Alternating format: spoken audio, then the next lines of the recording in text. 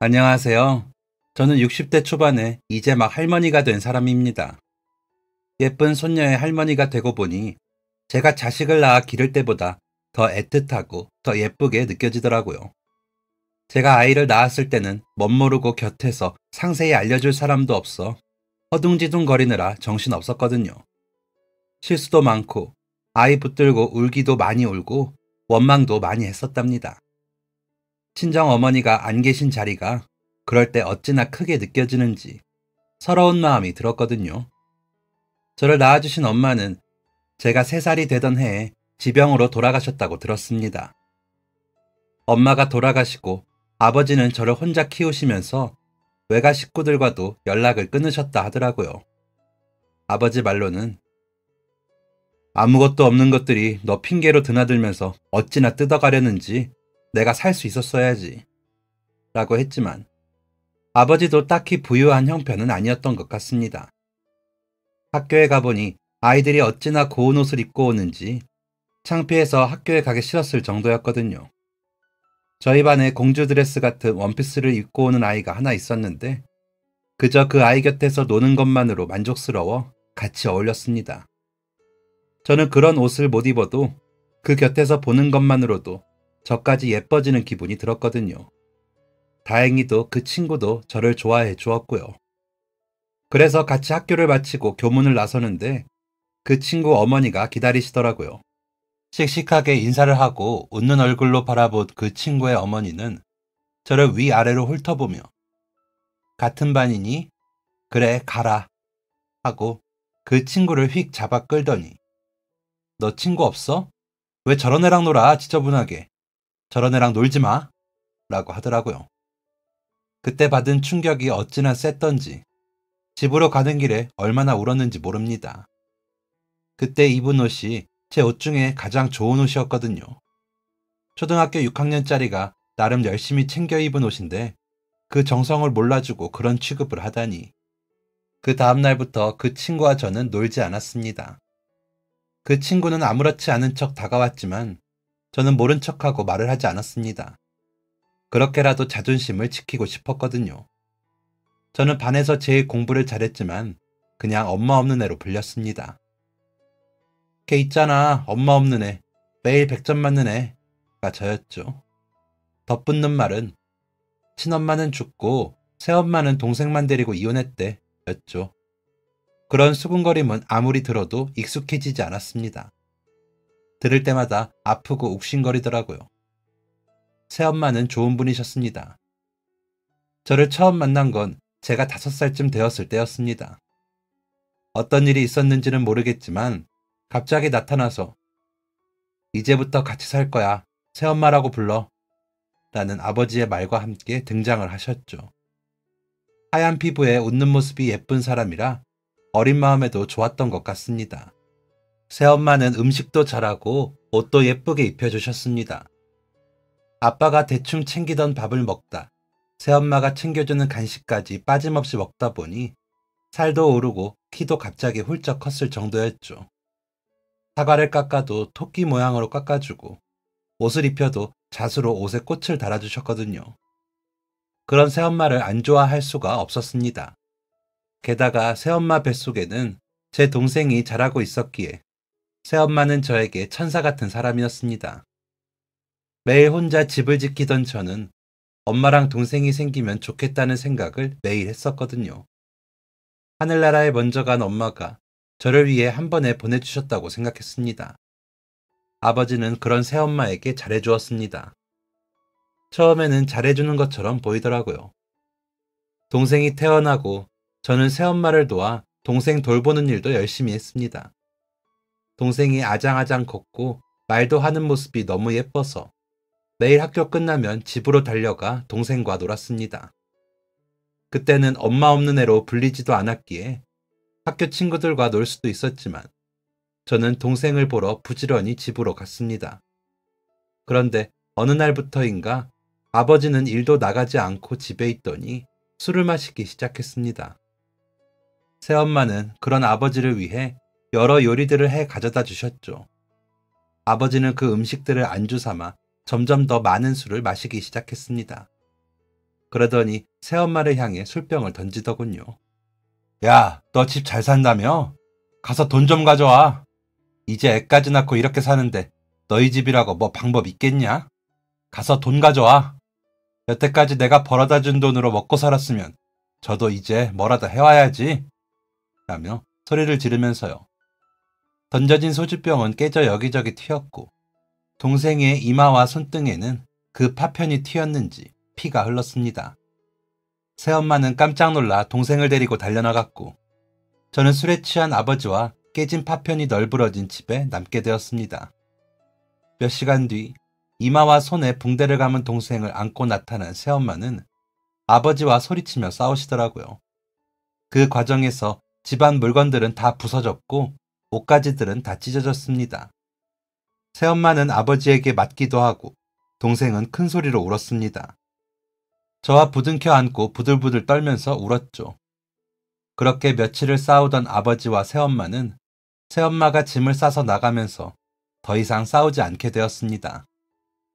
어떤 아저씨들이 와서 아버지를 겁을 주며 새엄마의 짐을 차에 실었고 동생은 새엄마 품에 안겨 차에 올라탔습니다. 저는 그런 동생을 보며 우는 것밖에 할 수가 없었죠. 고작 11살이었으니까요. 새엄마가 그렇게 떠나기 전날 밤 제게 연미야, 새엄마가 미안해. 그런데 연미까지 데리고 갈 수가 없어. 그래도 연주는 연미 동생이니까 보고 싶으면 아빠한테 만나게 해달라고 해. 알았지? 라고 하셨거든요. 6살밖에 안 된 동생에게 집 주소를 적어주며 언니 보고 싶으면 편지해. 글씨 모르겠으면 점이라도 찍어서 보내. 그러면 언니가 연주가 쓴 줄 알게. 라고 집 주소를 적어 보냈지만 편지는 단 한 번도 오지 않았습니다. 아니, 받을 수가 없었을 수도 있습니다. 새엄마가 그렇게 떠난 후 저와 아버지는 5번의 이사를 했거든요. 학교 근처를 떠나진 않았지만 점점 더 작은 방으로 이사를 했습니다. 그러면서 아버지는 점점 더 많이 술을 마셨습니다. 아버지와 제 주변에는 아무도 없었습니다. 친할아버지와 친할머니는 아버지 어릴 적에 돌아가셨다고 했고 나중에 나타난 고모라는 사람은 너도 이런 집구석에 태어나 고생이 많다 라고 하고 갔는데 그 후로 보지 못했습니다. 새엄마가 떠나고 항상 술에 취해 있던 아버지는 저를 돌보는 일도 하지 않았습니다. 그러다 보니 이웃의 통장 아주머니가 아들을 입혔던 옷이라며 주고 교회에서 나눔이라고 준 옷들을 입혔죠. 그러다 보니 제 꼴은 말이 아니었습니다. 한겨울에도 봄, 가을에나 입을 법한 외투로 버텨야 했으니까요. 잘 지내다가도 한 번씩 수군거림과 엄마 없는 애로 불릴 때면 새엄마와 동생이 너무 그리웠습니다. 언젠가는 만나서 지난 이야기들을 할 수 있을 거라 믿었죠. 그때가 되면 아버지도 술도 안 마시고 정신을 차릴 거라고 말도 안 되는 상상을 했던 것 같습니다. 교회에서 나누어주는 쌀과 반찬으로 겨우 밥만 먹으면서도 저는 그런 날이 오기를 막연하게 바라며 열심히 공부했습니다. 공부 잘해서 훌륭한 사람이 되면 저를 무시했던 모든 사람들을 비웃어주겠다고 다짐했거든요. 그래서 주일마다 교회도 열심히 나갔습니다. 교회에 가면 그래도 저를 반겨주셨거든요. 특히나 목사 사모님이 저를 아껴주셨는데 제가 상이라도 타서 가져가 보여드리면 너무 좋아하시면서 우리 연미는 정말 훌륭한 사람이 될 거야 라며 축복해 주셨습니다. 그때 그 사모님이 아니셨으면 저는 너무 슬프고 힘들었을 겁니다. 그러다 제가 초등학교 졸업식을 앞두고 아버지에게 나 내일 졸업식 해. 학교 대표로 상 받아. 라고 했는데 아버지는 그래? 그래라. 잘났네. 너가 그래도 내 머리를 닮았나 보다. 그러니까 아빠한테 잘해. 나가서 돈도 좀 받아오고. 라며 희죽거리고 웃더라고요. 그런 아버지의 모습이 보기 싫어 저는 집 밖으로 나와 교회로 향했습니다. 사모님께서 졸업식에 입을 옷을 빌려주시겠다고 들리라 하셨거든요. 사모님께 옷을 빌리고 간식을 주셔서 먹고 집으로 돌아오니 아버지가 보이지 않았습니다. 또 술을 사러 나갔나 보다 싶어 그러려니 했는데 그날 밤 아예 들어오지 않더군요. 가끔 그런 날들이 있었기에 저는 혼자 졸업식장으로 향했습니다. 술 취한 아버지와 함께 가는 것보다 차라리 혼자가 낫다고 생각하면서요. 졸업식이 끝나고 교복을 맞춰야 했지만 그 돈이 제게 있을 리 없었습니다. 아버지는 그날 이후로 나타나지 않고 있었기에 어떻게 해야 하나 고민을 하고 있는데 문 두드리는 소리가 나더군요. 문을 열어보니 제복을 입은 경찰 두 분이 서 계셨습니다. 그러시더니 한명호 씨 댁입니까? 하시기에 저희 아버지이신데요. 무슨 일이세요? 라고 물었습니다. 그러자 경찰 한 분이 저기 아버지가 길에서 주무시다가 돌아가셨는데 가서 확인을 좀 해야 할 것 같은데 어른 안 계시니? 라고 하시는 겁니다. 손이 벌벌 떨리고 다리가 후들거리는데 뭐라고 할 말이 없더라고요. 저를 도와줄 수 있는 어른이라고는 사모님밖에 생각이 안 나서 교회로 뛰었습니다. 엉엉 울면서 나타난 저를 보신 사모님은 연미야, 무슨 일이야? 라며 물으셨고 아버지가 길에서 주무시다가 돌아가셨는데 확인을 하러 같이 가자고 경찰이 왔어요. 같이 좀 가주시면 안 될까요? 라고 울부짖으며 저는 말했습니다. 그러자 사모님은 저를 와락 안아주시며 가자 연미야, 내가 같이 갈게, 가자 라고 하시더니 저와 저희 집으로 가주셨습니다. 경찰차를 타고 동네에 있는 가장 큰 병원에 도착해 영안실이라고 쓰인 곳에 들어가 눈을 감고 있는 아버지의 얼굴을 확인했습니다. 여기저기 얼굴과 몸에 상처가 나고 피가 났지만 아버지가 맞더라고요. 잠을 자듯 꽁꽁 얼어 누워있는 모습이 무섭게 느껴져 뒷걸음질을 치자 사모님은 저를 안고 고개를 돌릴 수 있게 해주셨습니다. 사모님이 저를 잡아주시는데도 온몸이 부들부들 떨리는 것을 멈출 수가 없었습니다. 확인을 마치고 경찰은 사모님과 이야기를 나누더니 아버지의 장례가 치러졌습니다. 장례식장을 차리지도 않았고 화장터로 가 화장을 하고 근처 강에다 뿌리는 절차를 치르게 되었습니다. 저는 따로 상복을 입지도 않고 평상복을 입고 아버지의 유해를 강물에 띄어보냈습니다. 경찰이 아버지의 유품이라고 준 아버지가 입었던 옷과 신발을 강 둑에서 불에 태우고 집으로 향하는 버스를 탔습니다. 사모님은 그 과정 내내 제 곁을 지켜주셨습니다. 동네에 도착을 해서는 저를 사택으로 데리고 가 밥을 먹여주셨고요.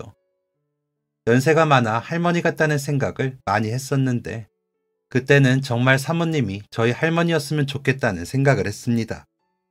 집으로 돌아와 방 한쪽에 쌓인 아버지의 짐들을 보니 다시 눈물이 터지듯 흘렀습니다. 작은 방을 반으로 나누어 한쪽엔 아버지 짐을 한쪽엔 제 짐을 정리해 두었는데 아버지 짐 쪽으로는 가지도 못하겠더라고요. 이제 저는 엄마 아빠가 다 돌아가신 애가 되어 고아라는 이름이 새로 생겼다는 사실이 너무 슬프게 다가왔습니다. 어떻게 하면 슬픔이 가실까 싶어 단어를 외우려고 단어장을 폈는데 아무것도 외워지지 않았습니다. 오히려 더 서러운 마음이 들어 명치 끝이 아파 웅크린 채로 울었습니다. 외로웠습니다. 그러다 문득 새엄마와 동생은 어떻게 지내는지 궁금해졌습니다. 학교가 끝나고 제가 불이 나게 집으로 달려오면 저를 향해 달려오던 동생의 미소가 너무 사무치게 그리웠습니다. 이름이라고는 한연주라는 이름 석자뿐인데 이 아이를 찾을 수 있을지 막연하게 느껴지더라고요. 그렇게 이틀인가 아무것도 먹지도 못하고 연탄불도 꺼진 집에서 멍하니 지냈습니다. 그러고 있는데 누군가 문을 두드려 나가보니 사모님이시더라고요. 그 뒤에는 중년의 여자 한 분이 서 계셨고요. 제가 어리둥절해 바라보니 사모님께서 연미야, 인사해. 내가 잘 아는 교인이셔. 전에 사역하던 곳에서 함께 교회에 나가던 분인데 전부터 연미 이야기에 관심이 많으셨거든. 그래서 말인데 연미야, 이분이 연미를 입양하고 싶으시다는데 연미 생각은 어때? 라고 물으셨습니다. 저는 당황스러워 그분을 보았는데 그분은 제 손을 잡으시더니 전부터 사모님께서 너무 착하고 예쁜 학생이 있다고 하셔서 한번 보고 내가 도움을 주면 어떨까 했는데 아버님이 돌아가셨다고 들었어. 그래서 아예 우리 집으로 데리고 오는 건 어떨까 생각이 들어서 이렇게 찾아왔어. 곧 중학교도 가야 하는데 혼자서 어떻게 할 거야? 고아원에 가는 것보다 나을 것 같은데 어때? 우리는 평생 자식이 없어서 연미처럼 착하고 예쁜 학생이 우리 딸이 되면 좋을 것 같아. 라고 하시더라고요. 누군가 저를 돌보아주겠다고 나서는 것이 너무 반갑기도 하고 아버지에게 미안한 마음이 들기도 하는 복잡한 생각들이 머릿속을 휘저었습니다. 저의 대답은 너무나 당연하게도 가겠다는 대답이었습니다. 저에게는 선택의 여지가 없었거든요. 저는 중학교 입학 당일날 전학 절차를 밟아야 했습니다. 교문을 빠져나오면서 저는 더 이상 엄마 없는 애로 불리지 않아도 된다는 사실에 안도하기도 했던 것 같습니다. 양부모님들은 좋으신 분들이셨습니다. 예쁘고 깨끗하게 꾸며놓은 제 방은 누구에게라도 자랑하고 싶은 정도였고 일부러 저를 위해 낯선 동네로 이사까지 하시며 불편하지 않게 해주셨습니다. 처음에는 혹여나 나를 식모처럼 부리지는 않을까 눈치도 보았지만 몇 개월이 지나자 그런 분들이 아니라는 것을 깨닫고 편해지기 시작했습니다. 제게 필요한 것은 모두 지원해 주셨고 저는 그런 양부모님을 실망시키지 않기 위해 전보다 더 열심히 공부했습니다. 더 이상 저는 헌옷을 입지 않았고 저를 위한 새 책, 새 가방, 새 문제집들이 있었기에 공부가 더 잘 되기도 했습니다. 그러다 보니 전학 가고 두 번째 시험이었던 기말고사에서부터 저는 전교 1등을 놓치지 않고 하게 되었습니다.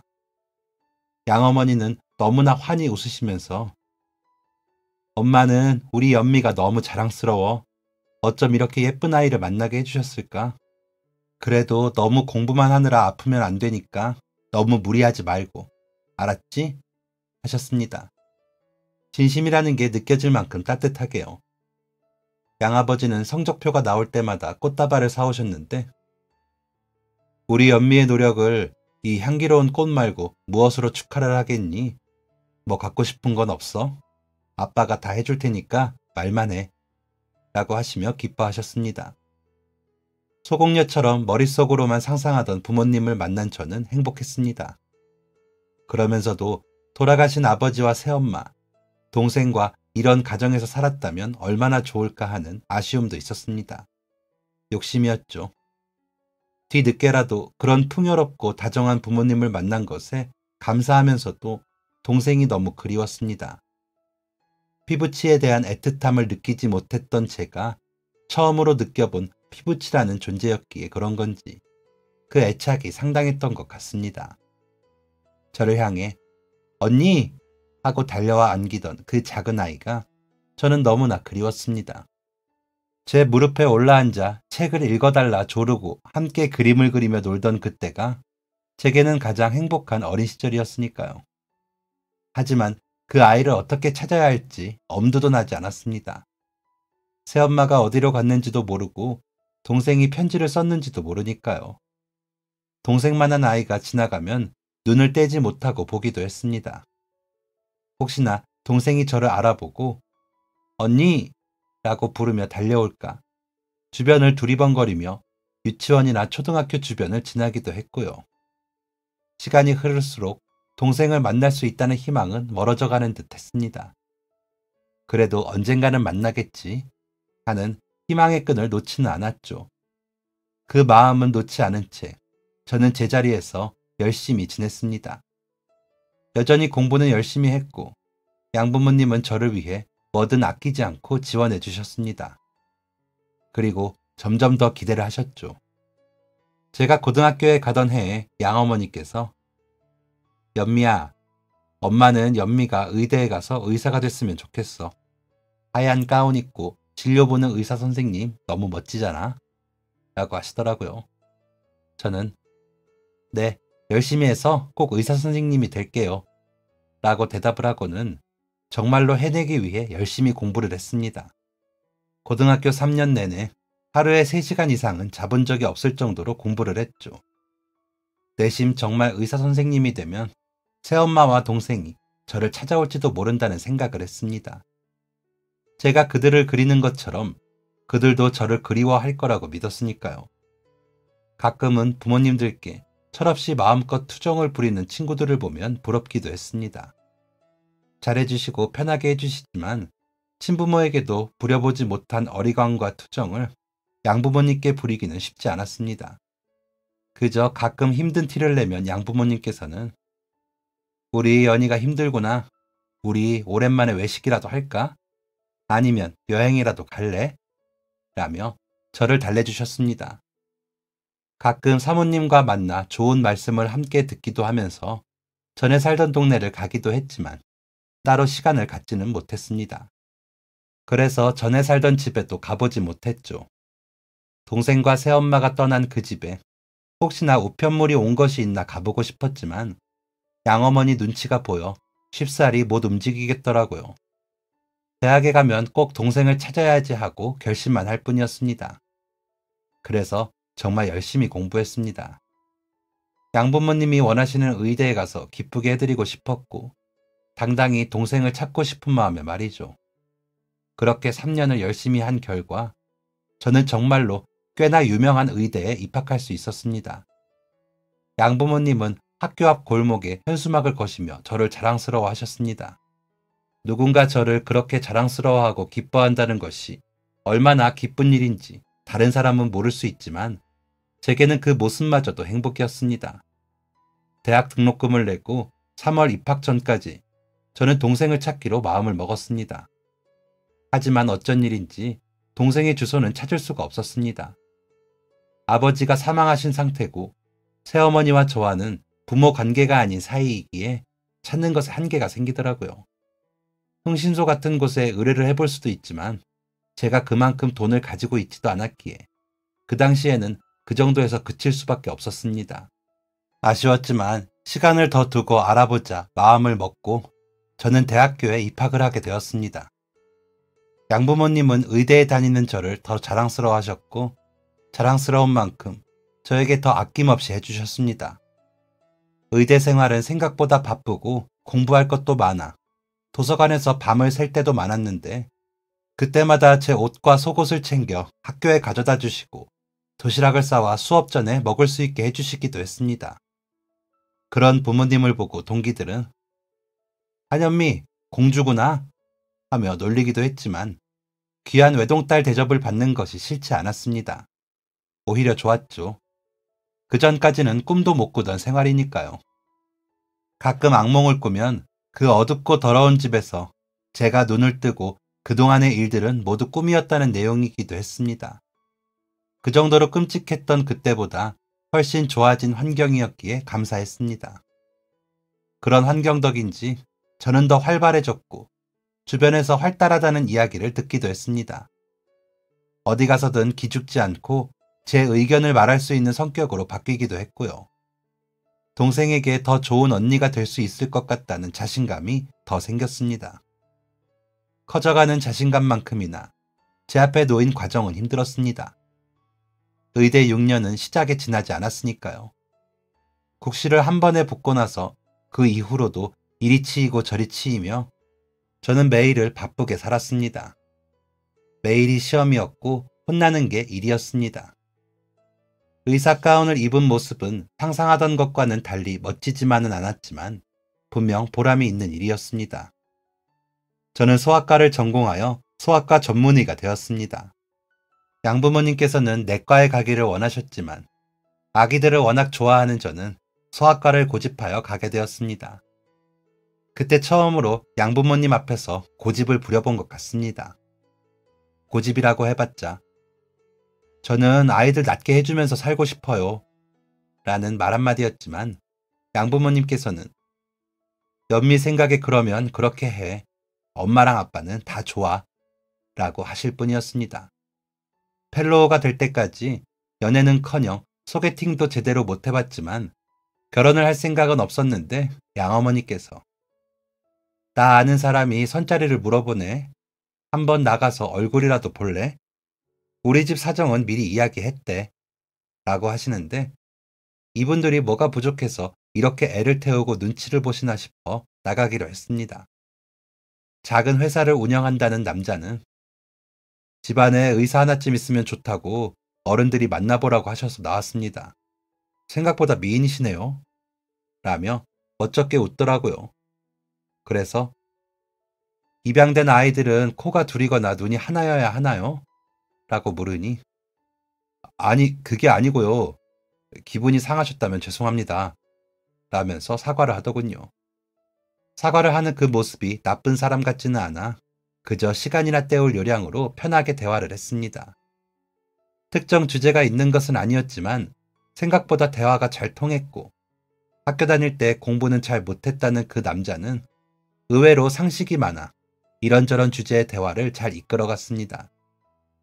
그 사람과 하는 대화가 재미가 있다고 느껴서인지 다음에 또 보자는 그 남자의 말에 그러자고 답을 했죠. 그렇게 몇 번 만나다가 양가에서 결혼을 추진하셨고 저는 소아과를 개원해 주신다는 약속을 받고 결혼을 하게 되었습니다. 양부모님은 우리가 개원해줘도 되는데 그쪽 집에서 자꾸 입양 이야기를 하면서 혼수를 세게 부르기에 내가 병원해달라고 했어. 우리 연미가 어디가 빠져서. 연미야, 앞으로도 기죽지 말고 당당하게 해. 알았지? 엄마 아빠는 무조건 우리 연미 편이야. 알지? 라며 제 마음이 다칠까 달래주시느라 애를 쓰셨습니다. 남편은 어차피 다 알고 결혼했는데 뭐가 문제야. 당신이 입이 2개야, 팔이 4개야. 우리 부모님 하시는 말은 그냥 흘려들어. 본인 아들이 부족한 결혼이라는 거 아셔서 괜히 저러시는 거니까. 조금 지나면 안 그러실걸.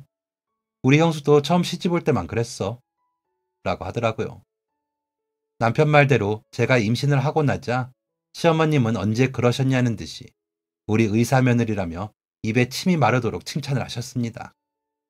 제가 입에 맞아 하는 반찬은 꼭 한 통씩 싸서 보내셔야 직성이 풀리시기도 했고요. 양어머니는 그런 시어머니와 자주 점심 식사도 하시고 차도 한 잔씩 하시면서 저를 부탁하셨습니다. 정말 어느 친정 어머니에 견주어도 부족함이 없으신 분이셨습니다. 제 결혼식 날 양부모님은 식이 끝나도록 눈물을 흘리셨고 청첩장에 아버지 성과 제 성이 다른 것을 본 친구들은 아버지만 새아버지인 줄 알 정도였습니다. 고등학교 때부터 친구는 어머님이랑 너랑 너무 닮았어 라고 할 정도였으니까요. 양어머니는 두고두고 그 말을 말씀하시며 좋아하셨습니다. 그런 양부모님께 너무 감사했고 행복했습니다. 제가 받는 사랑이 너무 넘치고 있다는 걸 충분히 느낄 정도였으니까요. 그 사랑 덕에 저는 모나지 않게 잘 클 수 있었고요. 그러면서도 동생이 그리웠습니다. 그렇게 받은 사랑을 동생에게도 나누고 싶은 마음이었다고 해야 할까요? 하지만 결혼을 하고 개원을 하고 아이를 임신을 하는 과정에서 동생을 찾아 나서기란 쉽지 않았습니다. 아이를 낳은 지 3개월 만에 저는 다시 병원으로 나가야 했고 아이가 2돌을 갓 넘겼을 때쯤 양아버지가 당뇨로 인한 쇼크로 병원에 입원하시면서 저는 또 정신이 없어졌습니다. 양어머니께서 살뜰히 살피시기는 했지만 과가 달라도 의사라는 딸이 아버지를 무심하게 대할 수는 없더라고요. 당뇨 수치가 생각보다 높은 데다가 나이가 노령기에 접어드시는 시기셨기에 강도 높은 관리가 필요하기도 했고요. 다행히도 양아버지는 성실하고 착실한 환자셨습니다. 주치의가 제 대학 선배님이셨기에 더 열심히 의사 선생님의 지시를 따르신다며 내가 우리 연미 덕에 이렇게 무사한 거지. 우리 연미 아니었으면 아빠는 벌써 큰일 났을 거야. 고마워 딸. 이라고 하시는 분이셨으니까요. 양어머니는 그 말씀에 맞장구를 치시며 이래서 집안에 의사가 있어야 해. 진짜 우리가 딸 하나는 잘 두었죠. 그런데 연미야, 너무 피곤한 거 아니야? 얼른 들어가 쉬어. 라고 하시면서 제 걱정을 하셨습니다. 그런 양부모님을 저는 너무 사랑했습니다. 하지만 그 마음을 잘 표현하지 못해 매번 죄송한 마음이었죠. 낳은 자식도 제대로 키우지 못하는 사람이 많은데 양부모님께서는 정말 완벽히 저를 위해 사시는 부모님이셨으니까요. 제가 아이를 낳으러 갈 때도 오로지 저만 위하시며 우리 연미를 하도 하셔서 주변 산모들이 부러워할 정도였습니다. 외동딸이라 그러신가? 어머니 아버지가 진짜 딸밖에 모르시네요. 우리 엄마도 좀 보고 배우셨으면 좋겠어요. 라는 소리도 들었거든요. 양아버지는 아이도 보지 않으시고 제게 오셔서는 아이고, 우리 딸 얼굴 상한 것 봐라. 고생했다. 고생했다. 하시면서 제 손을 잡으셨거든요. 양어머니는 아이를 보고 오셔서는 우리 연미랑 쏙 빼닮았다. 너무 예뻐. 너무 예뻐. 우리 예쁜 연미 닮아서 너무 예뻐. 라며 우셨습니다. 그렇게 완벽한 친정 부모님이신 양부모님을 저는 점점 더 의지했고 사랑했기에 연세가 드시면서 아프시는 게 너무 속상했습니다. 그래서 제가 할 수 있는 한 부모님을 위해 모든 것을 했습니다. 의료 케어도 꼼꼼히 받게 해드렸고 실천하실 수 있는 운동이나 식단들을 짜서 지키시게 하고요. 시부모님께도 해드렸지만 마음은 아무래도 친정 쪽에 더 가긴 하더라고요. 그러다 보니 바빴습니다. 둘째까지 낳아 기르면서 양가 부모님들 케어까지 해야 했고 병원 운영도 하다 보니 정말 눈코 뜰 새 없을 지경이었습니다. 그러다 보니 점점 동생을 찾아야겠다는 의지를 실천하기는 어려워지더군요. 그렇게 정신없이 살다 여유가 생겼을 때는 양아버지가 돌아가시고 시어머니가 돌아가신 다음 해에 저희 둘째까지 졸업을 한 후였죠. 병원은 제법 규모가 커져 방사선실까지 갖추게 되어 페이닥터 선생님 2분을 모시는 정도가 되어 여유가 생기기는 했고요. 그러고 나니 저도 중년의 여자가 되었더군요. 남편도 처음 만났을 때와는 다르게 배도 나오고 머리숱도 적어진 중년의 남자가 되었고요.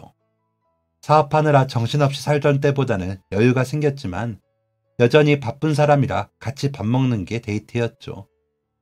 아이들은 바쁘다는 핑계로 해준 것도 없는데 잘 자라주어 제자리에서 제 역할을 다 해주고 있었고요. 그렇게 마음의 여유를 조금 찾자 다시 동생 생각이 났습니다. 이제는 못 찾는 건가 싶은 마음에 조바심이나 광고라도 내야 하나 싶은 마음이 들었죠. 하지만 어린 시절 같이 찍은 사진도 없고 그 아이에 대해 아는 거라곤 새어머니 이름과 이마와 손등에 난 상처뿐이라 어떻게 찾아야 하나 고민만 하고 있었습니다. 이런저런 생각들이 깊어 제가 주의를 기울이지 못했는지 화장실에 가다가 넘어지고 말았습니다. 모두가 퇴근한 후라 바닥 청소를 하시느라 거품을 풀어놓으신 걸 제가 못 보고 들어가다 그런 것이었죠.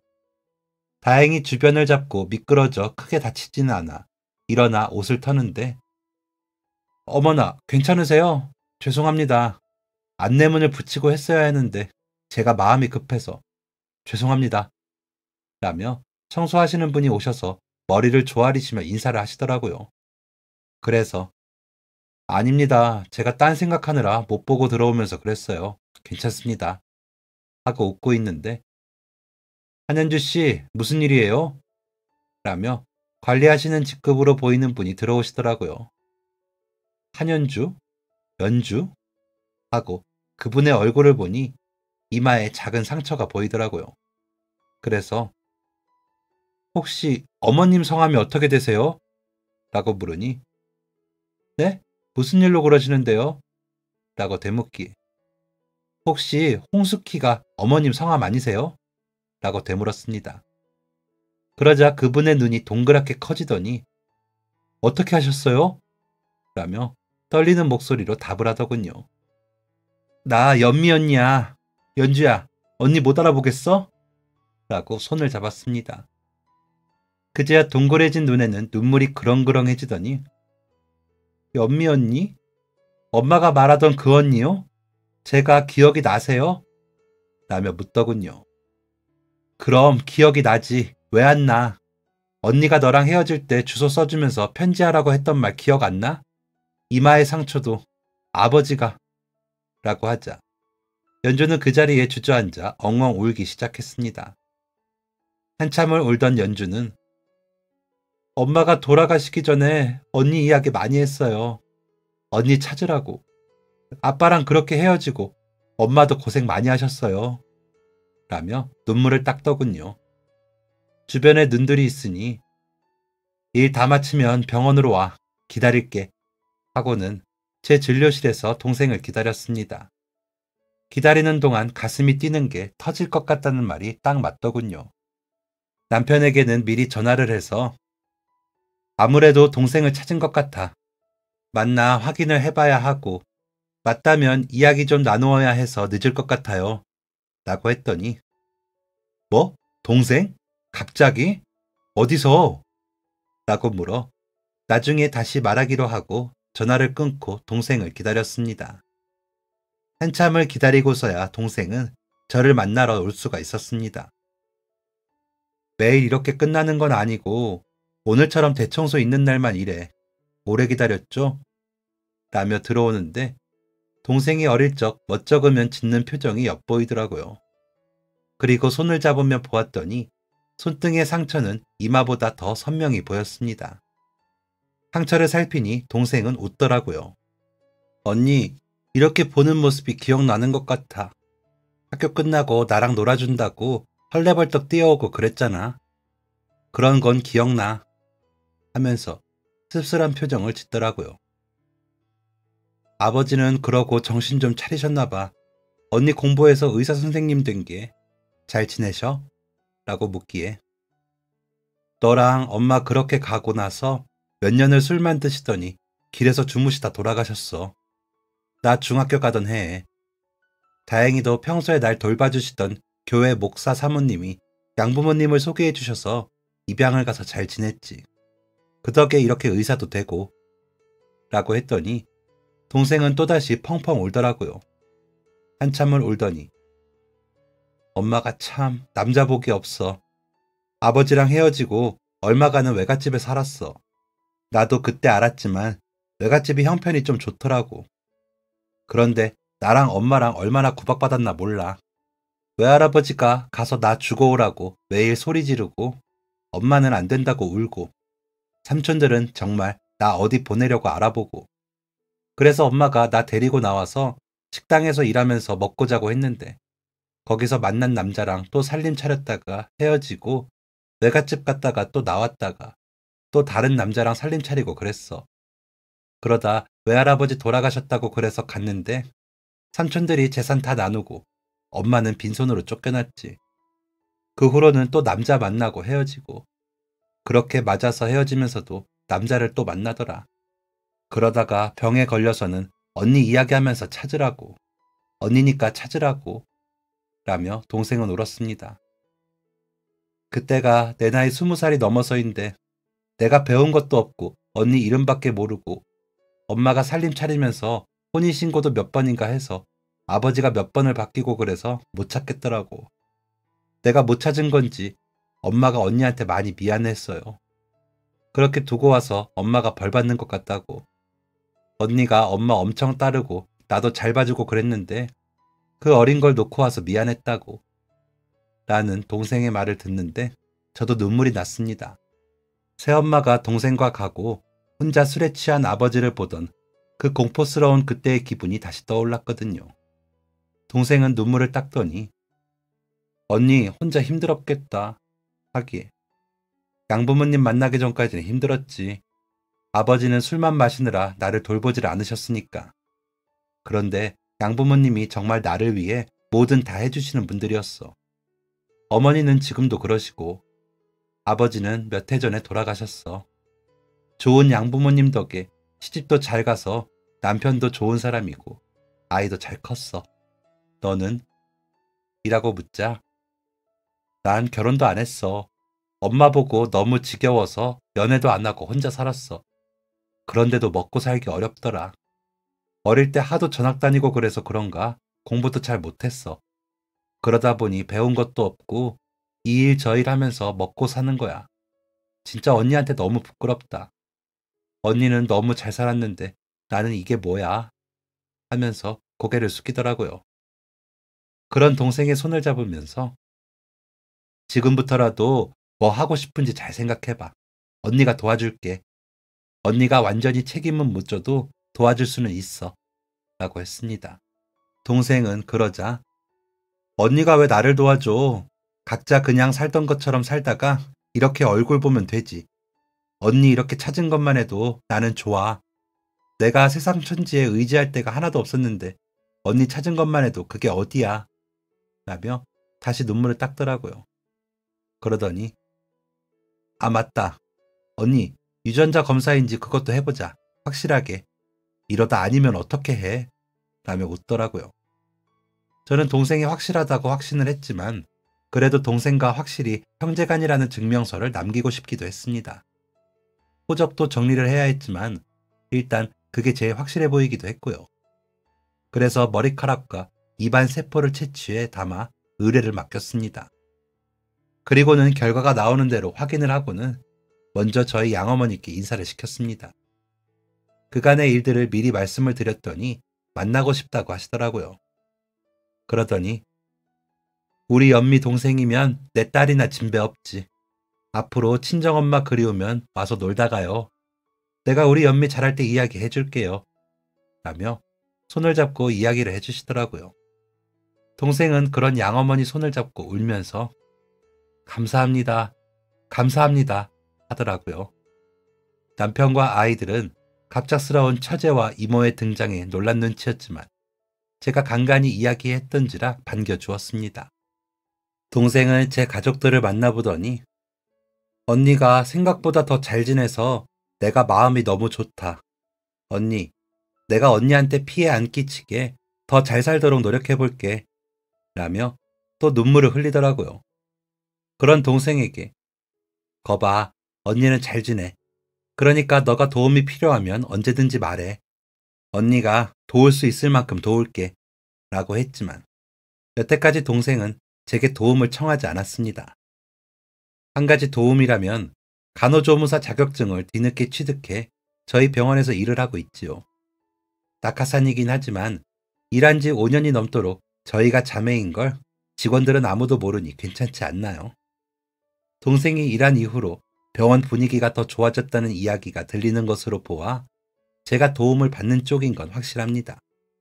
비록 함께 자란 어린 시절은 짧았지만 그리워한 시간이 길어서인지 함께하는 시간이 즐겁기만 합니다. 양어머니 모시고 함께 외출할 때는 더 든든하기도 하고요. 남편은 그렇게 그리던 동생을 찾은 후로 제 얼굴이 더 환해졌다며 좋아하더라고요. 아이들은 이제는 이모 선물도 챙기기도 하면서 잘 지내주어 고마울 따름입니다. 동생은 못다한 이모 노릇한다고 이것저것 챙겨줘서 제가 할 일이 없을 정도이고요. 이렇게 가족이라는 존재는 마음을 채우는 사람들인가 봅니다. 더 나이가 들면서 그 채워짐이 더해지겠지요. 그렇게 서로를 채우고 따뜻하게 기대어 살다 떠나고 싶은 게 요즘 제 바람입니다. 욕심일까요? 여러분들도 곁에 계신 가족들이 얼마나 소중한 존재인지 잊지 마시고 말 한마디라도 따뜻하게 하시며 사시길 바랍니다. 그 따뜻함이 결국엔 스스로를 채우는 거더라고요. 저의 긴 이야기 들어주신 여러분께 감사 인사를 전하며 이만 글 줄이겠습니다. 지금까지 사연 들어주셔서 감사합니다. 사연이 재밌으셨다면 구독과 좋아요를 눌러주세요. 감사합니다. 안녕히 계세요.